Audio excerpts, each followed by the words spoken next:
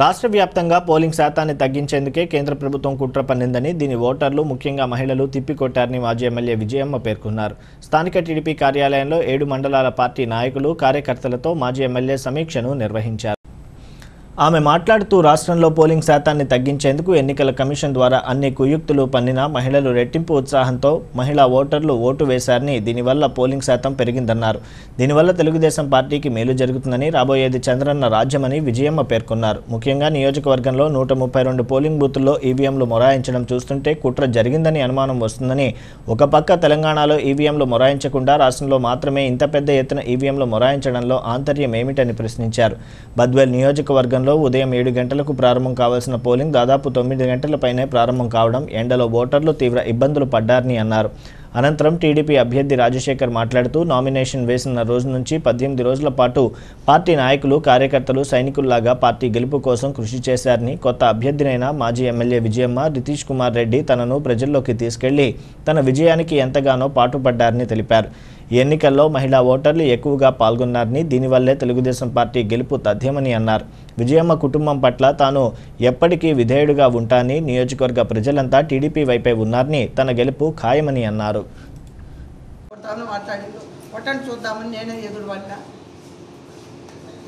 దౌర్జన్యాలు వాళ్ళు చేశారు, మేము ఎక్కడ దౌర్జన్యాలు చేయాలి.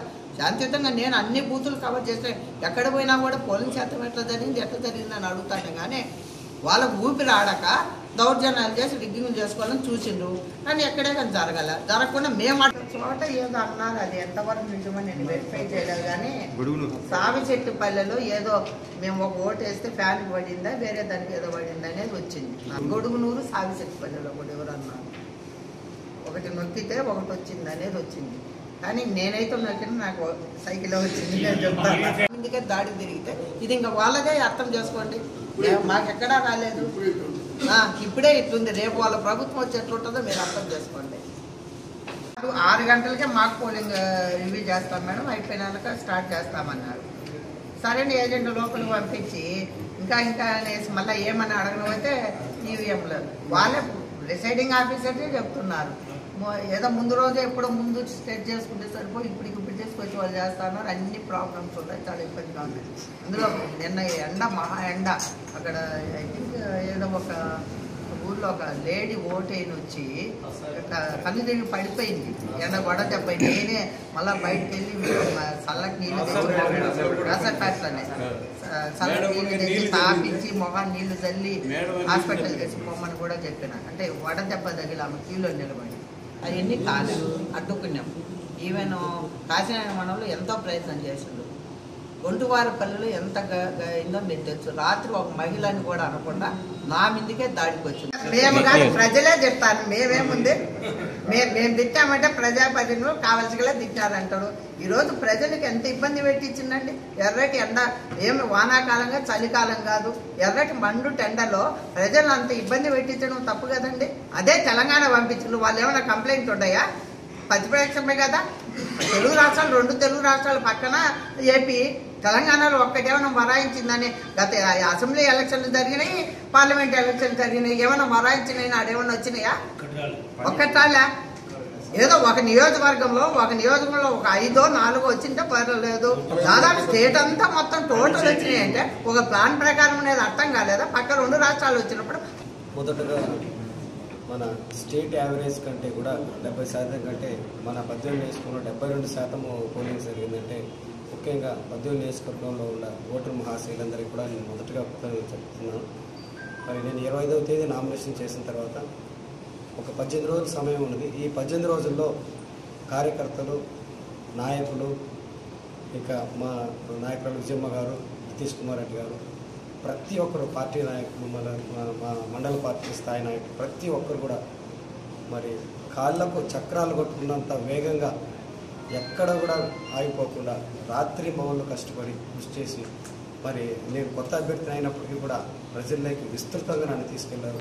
ఉదయం 7 గంటల నుంచి రాత్రి 9 గంటల దాకా కూడా మేడం గారు పక్క నుండి ప్రతి విలేజ్కి తీసుకెళ్ళి ప్రచారాలను నన్ను పరిచయం చేసి ప్రతి ఒక్క పల్లెకు నన్ను తిప్పారు.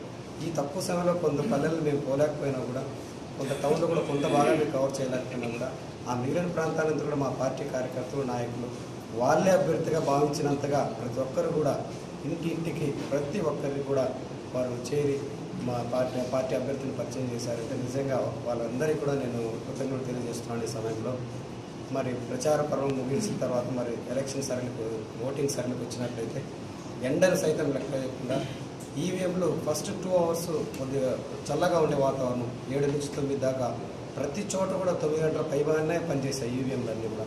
ఇది ఒక మన ఎలక్షన్ కమిషన్ ఒక ఫెయిల్యూర్గా భావిస్తున్నాం మేమైతే. మరి తర్వాత రిపేర్ చేసి 9 గంటల నుంచి స్టార్ట్ చేశారు ఆల్మోస్ట్ అన్ని చోట్ల. ఒక 2 గంటల చల్లటి వాతావరణం కూడా పోగొట్టుకున్నారు. ఆ తర్వాత మహిళలందరూ కూడా ఎండలో నిలబడి క్యూలో ఉండి అక్కడ పోలింగ్ బూత్ల దగ్గర కూడా సరైన మంచినీళ్ళకు కూడా సరిగా ఎలక్షన్ కమిషన్ ప్రొవైడ్ చేయలేదు ప్రజలకు. కొంత ఎండలు కూడా లెక్క చేయకుండా ఎక్కువ మంది మహిళలు మరి పెద్దన్న చంద్రబాబు నాయుడు గారికి మేము ఖచ్చితంగా ఓటేయాలనే ఉత్సాహంతో మరి పోలింగ్ బూత్లకు పరుగులు పెట్టినంతగా ప్రతి ఒక్కరు కూడా మహిళలు ఎక్కువ చోటు చూసాము. కాబట్టి ఇది చంద్రబాబు నాయుడు గారి విజయానికి ఒక తార్కాన్ని మేము భావిస్తున్నాము.